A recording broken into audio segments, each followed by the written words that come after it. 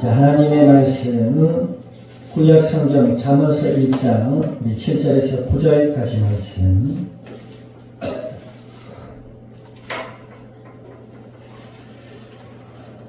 잠언서 1장 우리 7절에서 9절까지 말씀 우리 다같이 한 목소리로 합독하도록 합니다. 구약 성경 911페이지 잠언서 1장 7절에서 9절까지 말씀 우리 한 목소리로 합독합니다.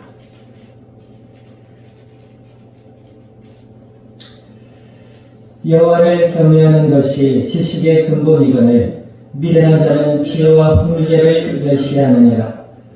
내 아들아, 네 아비의 훈계를 들으며 내 어미의 법을 떠나지 말라.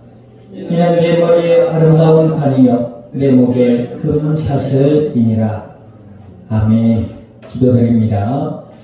하나님 아버지, 주님의 크신 은혜와 사랑을 감사드립니다. 예수 그리스도 안에 하나님의 자녀가 되게 하여 주시고 약속을 따라 성령으로 저희 가운데 영원토록 함께하여 주시옵소서.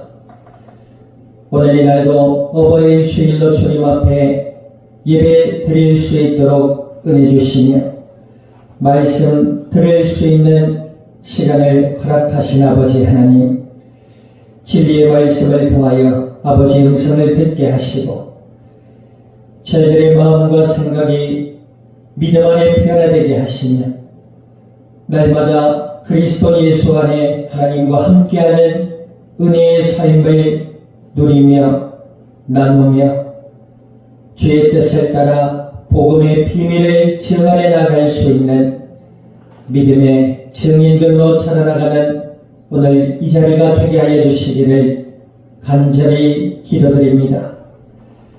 군복무 중인 권석위에도 함께 하시며 동일한 은혜 내려주시어서 아버지 하나님의 영광만이 가득한 복된 이 자리가 되게 하여 주시옵소서. 감사와 영광을 주님 앞에 돌려드리며 우리 주 예수님의 이름으로 기도드립니다. 아멘.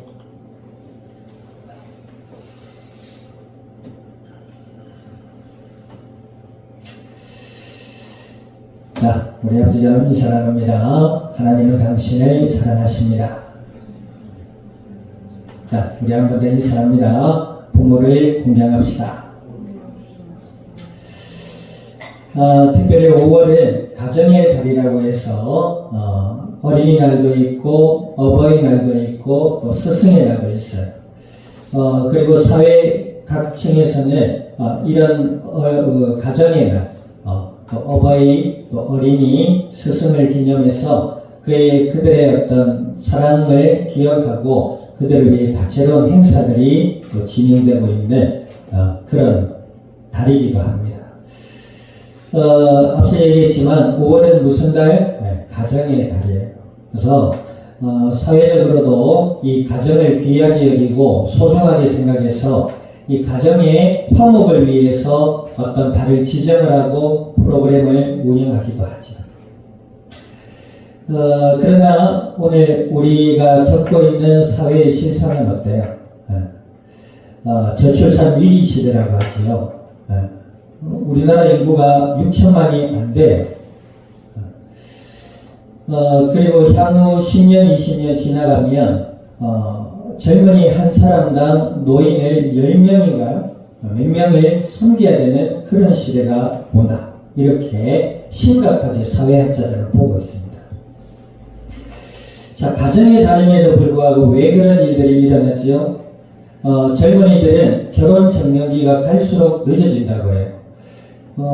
불과 한 10년 전만 해도 결혼 적령기가 30대 중반이었어요.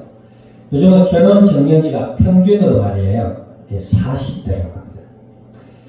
뿐만 아니라 요즘은 결혼하지 않겠다고 선언하는 것을 무슨 선언식이라고 하죠? 비혼주의자들이 늘어나고 비혼식도 한대요. 그러니까 비혼식이 뭐냐 하니까 지인들을 모셔놓고 부모님, 친구, 친지들을 모셔놓고 남녀가 결혼하는 게 아니라 그 앞에서 나는 결혼을 하지 않겠습니다 하고 선포하는 식을 비혼식이라고 한답니다. 참 별것들을 다 하는데, 자, 가정이 소중함은 알겠는데 왜 시대는 갈수록 비혼주의가 늘어나고 저출산 위기의 시대로 도래하느냐. 여러분 생각해봐요. 사람이 결국 재산이에요. 그래야 안 그래요? 돈이 아무리 많아도 사람이 없으면 돈을 벌 수 없을 뿐만 아니라 돈이 아무리 많다 해도 사람이 없으면 쓸 데가 없잖아요. 경제가 돌아가려고 하려고 해도 인구가 한 사람당 GNP 수준이 높아지려면 인구가 내수로 돌아가는 경제 활동에 있어서 인구수가 적어도 6천만 이상이 되어야 한다고 합니다. 점점 줄어드는 거지요. 그 말인즉슨 개인의 삶의 형편도 갈수록 어려워진다 이 말이에요. 소상공인들 살기 어려워지잖아요. 그래 안 그래요? 주위에 보면은 문 닫은 가게들, 상점들이 한두 개가 아니에요. 코로나 이후로 사람들의 삶의 모습들이 달라졌다고는 이야기하지만 결국에는 사람이 있어야 장사도 되고 또 사람이 있어야 사회도 발전이 되고 그러는 것이지요. 5월은 가정의 달입니다. 그런데 실상 우리의 가정들은 갈수록 무너져가고 있다.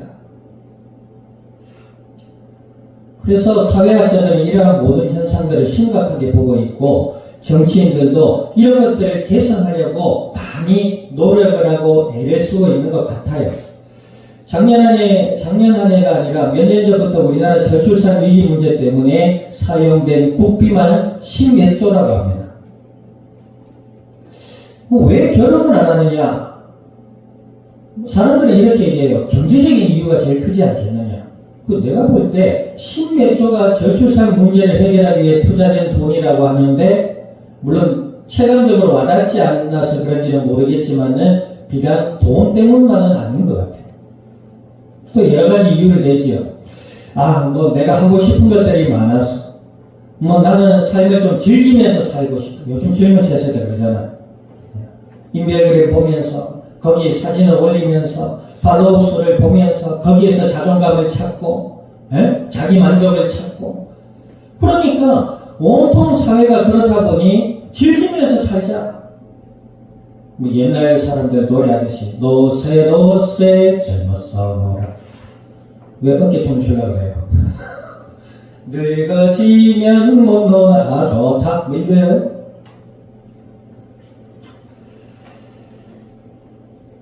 어쩌면 성경 말씀이 그렇게 맞는지 시대는 갈수록 이기적인 사람들로 가득하게 된다. 그죠? 돈을 사랑하며 자긍하며 교만하며 자기밖에 몰라요.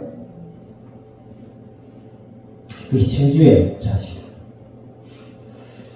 아동심리학에서도 독자들을 저주의 자식이라 불러요. 독자. 왜 그래요? 자기밖에 모르거든. 어찌되었든 우리의 삶의 현실은 어둠 가운데 갇혀있다라는 성경 말씀과 같이 하나님을 떠나 악한 어둠의 손에 사로잡혀서 그들의 마음과 생각과 삶이 어리석고 교만하고 아둔하게 된다. 성경이 어찌 그렇게 맞는지 사람의 상태를 그대로 증언하고 있어요. 자, 이런 어둠과 또 사회적인 문제와 고통 앞에 하나님이 우리에게 살 길을 열어주셨다. 그 살 길이 누구이시다? 바로 예수님이시다. 예수님은 하나님을 만나는 길이 되시고 죄와 저주와 이 땅에 하나님을 떠나 어둠과 고통 가운데 끌고 가고 있는 마귀의 머리를 깨트려 놓으셨다. 예수 그리스도의 십자가의 죽음과 부활은 능력이 되는 줄 믿습니다. 하나님의 은혜로 그 능력 되신 예수 그리스도를 믿음으로 영접한 자는 하나님의 자녀가 되고 하나님이 그와 영원토록 함께 하시는 은혜의 삶으로 인도받게 되는 줄 믿습니다. 예수님을 그리스도라 믿고 하나님의 자녀가 되어 하나님과 함께하는 은혜의 삶이야말로 우리 인간들에게 원래 허락되어진 축복의 삶인 줄 믿으실 수 있기를 우리 주님의 이름으로 축원드립니다. 그제서야 창세기 1장에 하나님이 원래 아담과 하와에게 허락하신 삶이 허락되는 거예요. 우리 창세기 1장을 보자고요. 창세기 1장 2장에 보니까 하나님이 태초에 천지를 창조하셨고 자신의 형상으로 아담을 만드셨고, 이 아담은 인간의 대표라고 할 수 있지요. 남자의 대표다 뭐 이런 의미도 되겠지만 인간의 대표예요.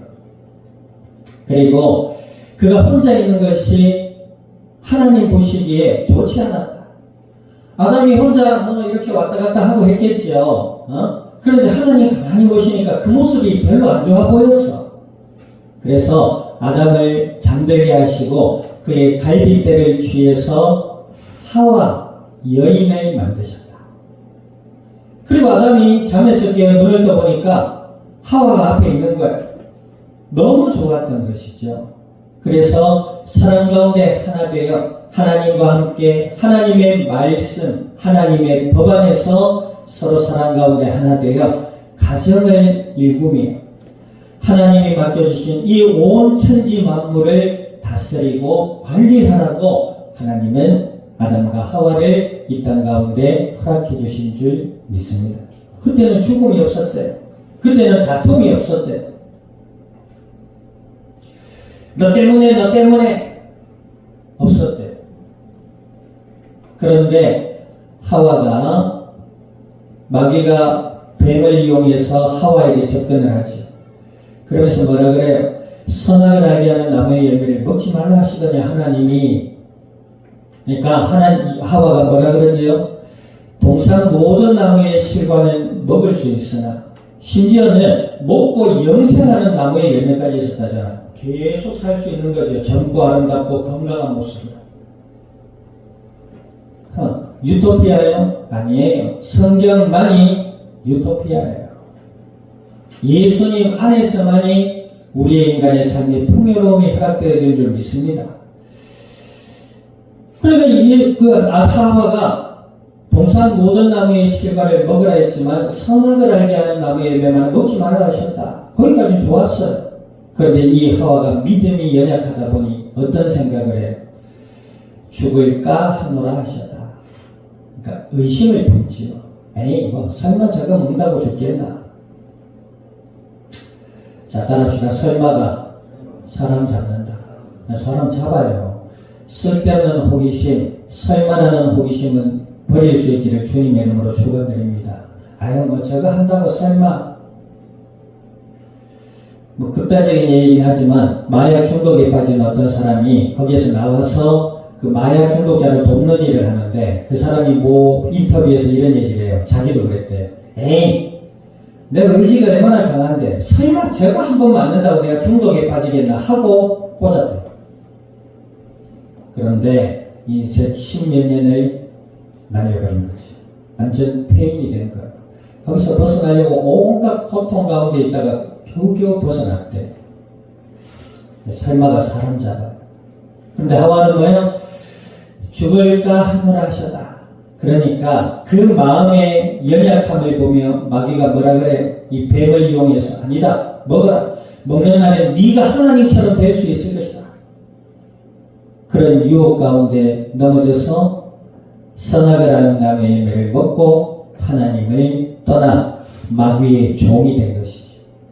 이 마귀의 종이 된다는 말이 무슨 말이에요? 막 여기 옛날에 우리가 TV나 영화에서 보던 것처럼 손발이 묶이고 큰 쇠구슬에 달려가지고 막 끌려가가지고 팔리고, 물론 그게 노예의 모습이에요. 그러나 여기서 말하는 마귀의 노예가 됐다는 의미가 뭐지요? 마귀의 말에 마음을 빼앗겨버린 거예요. 마음이 묶여버린 거예요. 마음이. 알아들어요? 마음이 묶여버리니 생각도 같이 가는 거예요.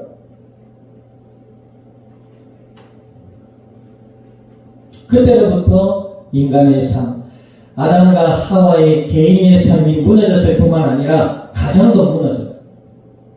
그렇지요. 하나님이 아담아 하니까 하와를 통해서 아담도 먹어버렸잖아요. 그러니까 하나님이 아담아 하니까 아담이 어떻게 해요? 예전에는 하나님하고 갔다가 이제 하나님과의 약속을 저버린 선악을 하게 열매 먹어버리고 자기의 부끄러움과 수치심을 알게 되고 하나님이 아담아 부르니까 뭐예요? 부끄럽고 두려워하여 숨었다 그랬어요. 하나님을 피해버린 거예요. 그러다가 하나님이 어찌하여 네가 나를 두려워하느냐 그랬거든요. 이 말이 참 놀라운 말씀인 것 같아요. 하나님의 법을 떠나버리니까 하나님을 두려워해요. 하나님의 법 아래 있으니까 하나님도 나를 사랑하고 나도 하나님을 사랑하게 되는 거죠. 믿음 안에 있으니 믿음을 떠나버리니까 두려움에 사로잡힌 거예요. 그때부터 아담이 뭐라 그래요? 아담이 하나님을 떠나기 전에는 하와를 보고 뭐라 그래요? 내 뼈 중에 뼈요, 내 살 중에 살이로다. 최고의 표현이에요. 너 당신은 내 몸이구나. 어쩌면 남녀가 만나서 결혼을 하고 이런 과정이 좀 비슷하게 있는 것 같아요. 처음에는 남녀가 만나서 죽도록 사랑하고 날 사랑해서 떠난다는 내가 죽어도 괜찮대요. 근데 결혼하고 살아보니까 네 입 그만 죽지 그래요. 또 속았네 또 속았네. 어쩌면 인간의 삶이 그렇게 그와 같은지.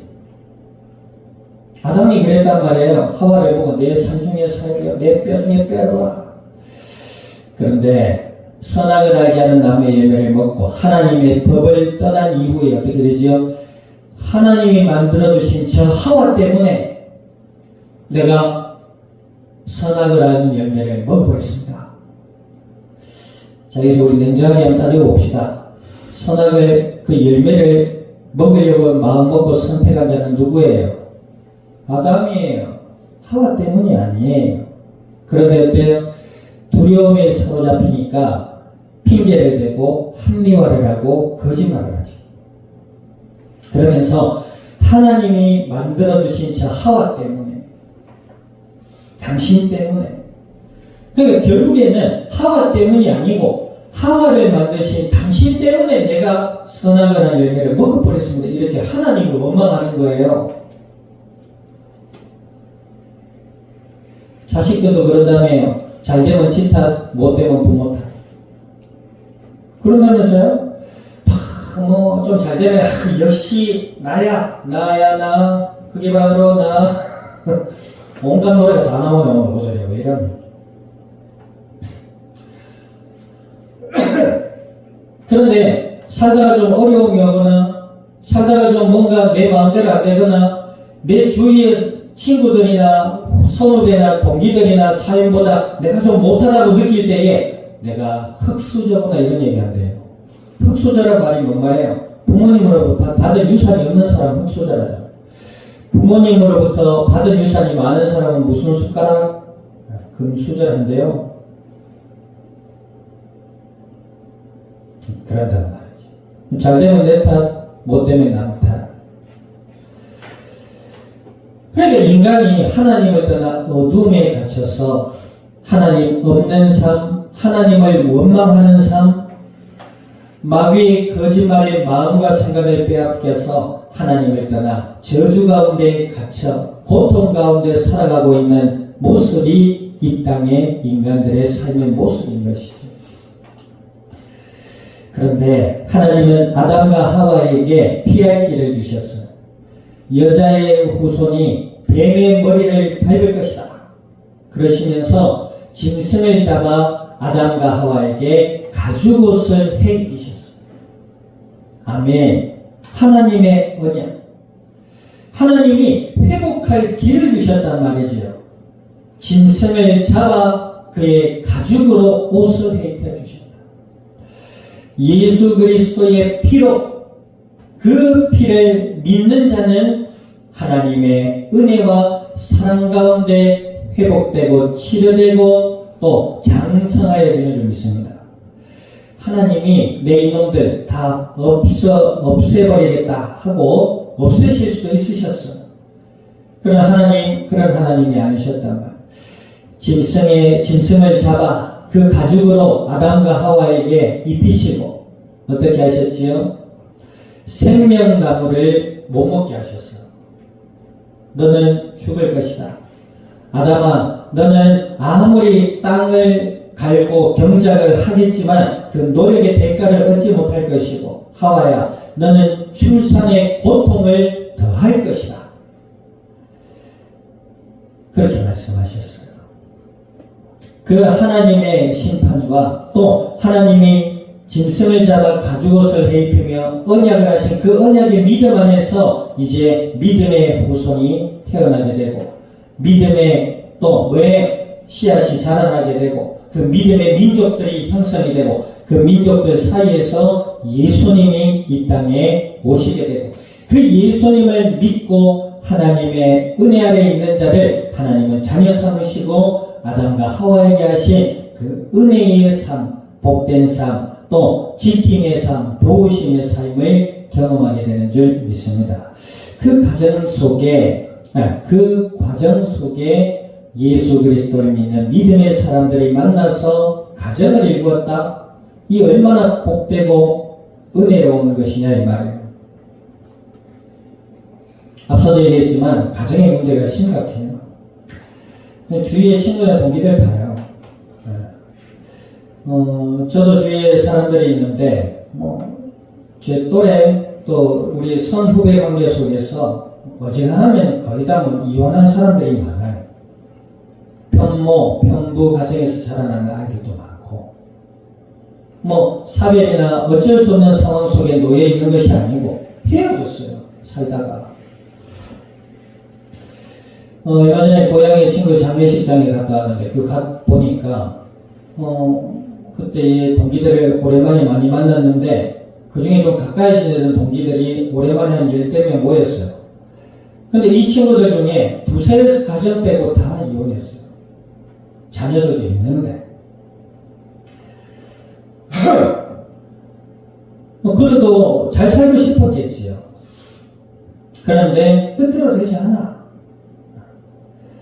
하나님의 은혜 가운데 예수님을 믿는 믿음의 부모, 믿음의 가정이 하나님의 은혜와 복인 줄 믿으실 수 있기를 우리 주님의 이름으로 축원드립니다. 그러던 중에 특별히 믿음의 부모의 모습이 어때요? 자, 오늘 1장 7절 한번 읽어봅니다. 시작. 여호와를 경외하는 것이 지식의 근본이거늘 미련한 자는 지혜와 훈계를 멸시한다 그랬어요. 여호와를 경외하는 것. 보세요. 성경을 많이 알아야 된다. 지식을 많이 쌓아야 된다. 이런 얘기가 아니에요, 지금. 여호와를 경외한다. 경외한다는 말이 무슨 말이에요?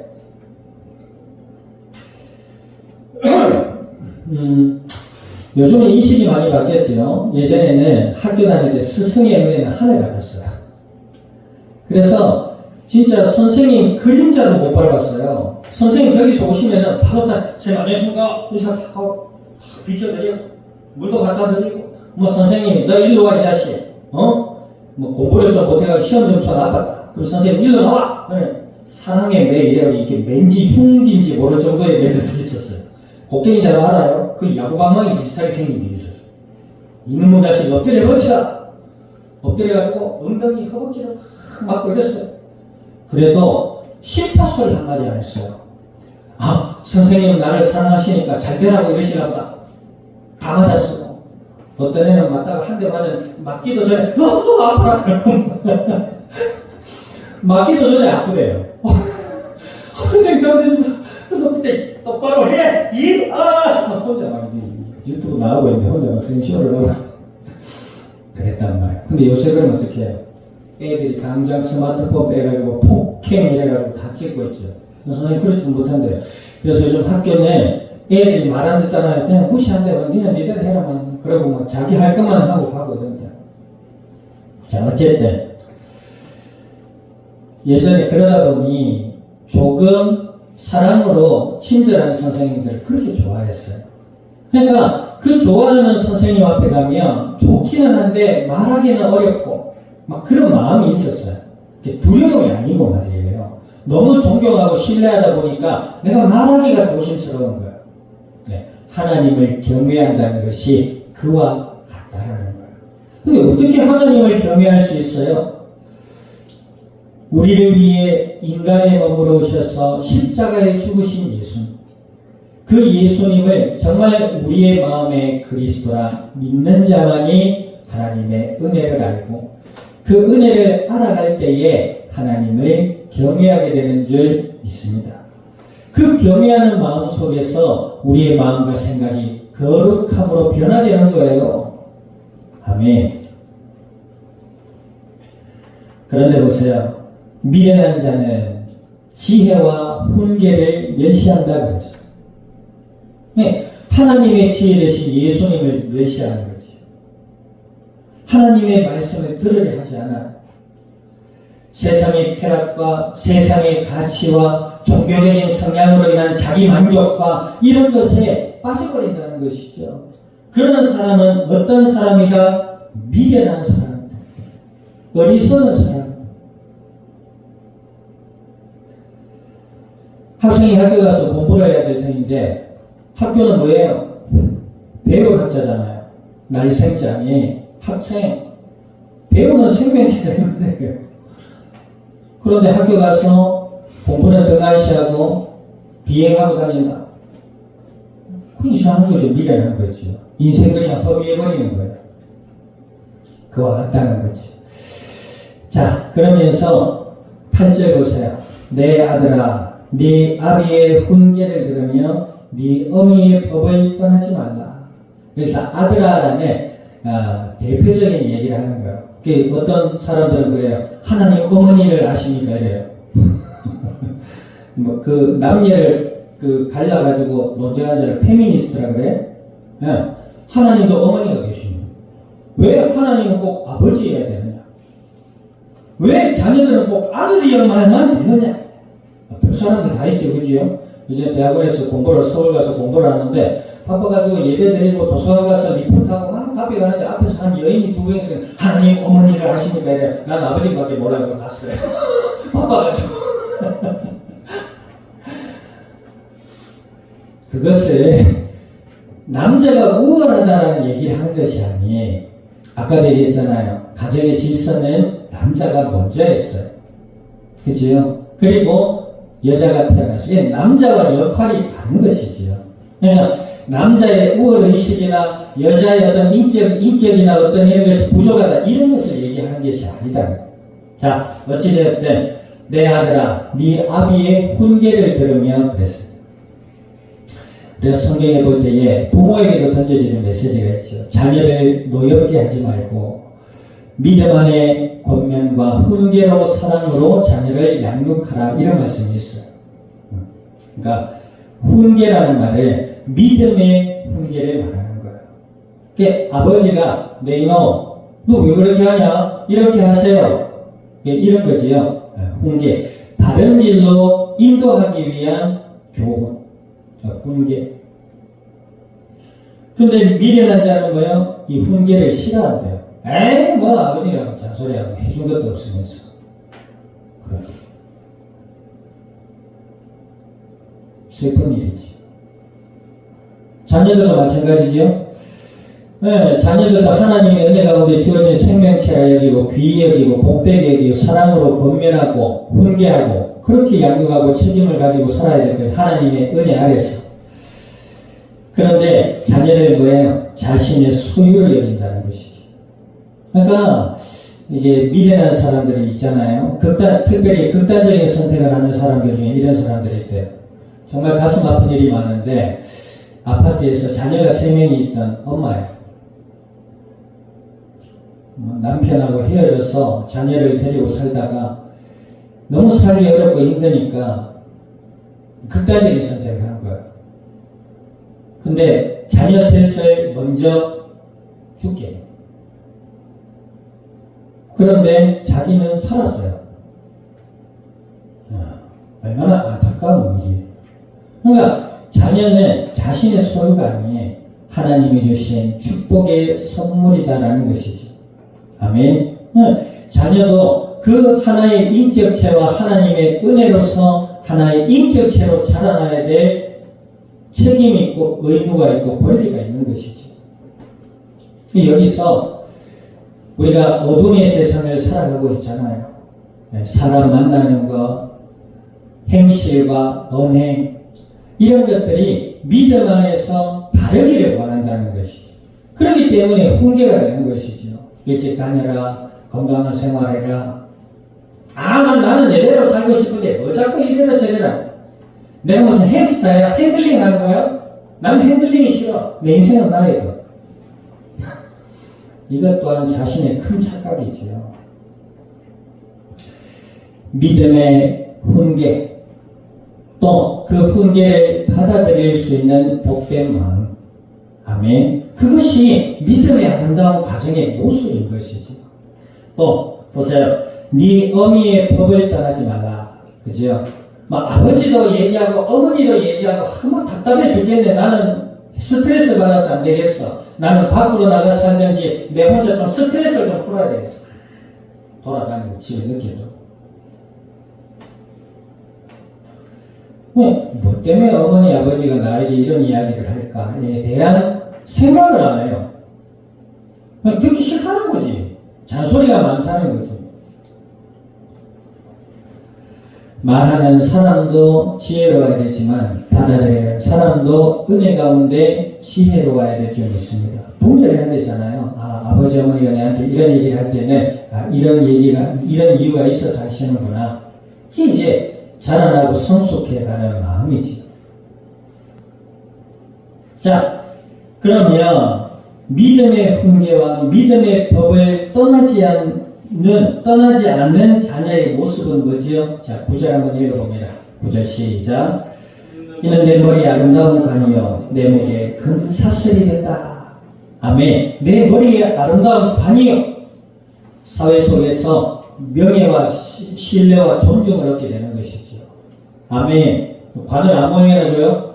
옛날에 영화 보면 어때요? 중세 기사도 정신할 때 왕 앞에서 무릎을 탁 꿇잖아요. 그때 왕이 큰 칼을 가지고 어깨에 팍 하면서 칼을 탁 주고, 또 그 왕은 뭐예요? 왕관식을 하잖아요. 그 왕이 딱 왕자 때는 뭐 요만한 거 들고 다니다가 이제 왕이 되기를 임명이 되고 그것을 준비해서 왕관을 씌우는 그 식을 할 때 어때요? 화려하고 장식된 옷을 입고 무릎을 꿇고 왕관을 이따만한 관을 머리에 팍 씌우죠. 그때 뭐예요? 온 나라 백성들이 저분은 우리나라의 왕이구나라고 인정합니다. 하나님의 훈계와 하나님의 법을 떠나지 않는 자녀에게는 뭐예요? 머리에 아름다운 관이 씌워질 것이다. 많은 이들로 하여금 신뢰와 존중과 사랑을 얻는 자가 될 것이다. 에베소서 6장에도 얘기했잖아요. 우리 아까 교동문 봤지요. 많은 사람들에게 사랑과 신뢰와 은총을 받는 자로 될 것이다. 또 어떤 사람들은 내 목에 금사슬이니라. 금사슬. 금은 또 어떤 거지요? 명예와 부를 나타내지요. 사람들 하여금 사랑과 존중을 얻으며 이 땅을 살아갈 때에도 풍요롭고 아름다운 삶을 누릴 것이다. 오늘 성경 본문이 약속하고 있어요. 좀 길어지는데, 우리가 어버이 주일을 맞이해서 또 가정의 달만을 맞이해서 예수님 안에서 이라는 삶을 살아야 될 것이 아니라 날마다 예수님 안에서 내가 하나님의 자녀임을 알고 하나님의 법과 하나님의 말씀을 따라서 믿음 안에서 하나님의 은총 아래 살아갈 수 있기를 우리 주님의 이름으로 축원드립니다. 기도드립니다. 지금은 교회의 머리 되시는 예수 그리스도의 은혜와 하나님 아버지의 크신 사랑과 성령님의 내주 인도 역사하심이 주의 은혜 아래 개인과 가정과 나라와 이 땅의 믿음의 증인들로 주님의 영광을 드러내 이 자리에 속한 모든 믿음의 증인들 머리 위에와 교회와 함께하는 모든 이들 위에 출타 중에 있는 권속과 한 주간의 삶의 현장과 이 양산이 나라 온 땅 위에 지금으로부터 영원토록 항상 함께 계실지어다. 아멘.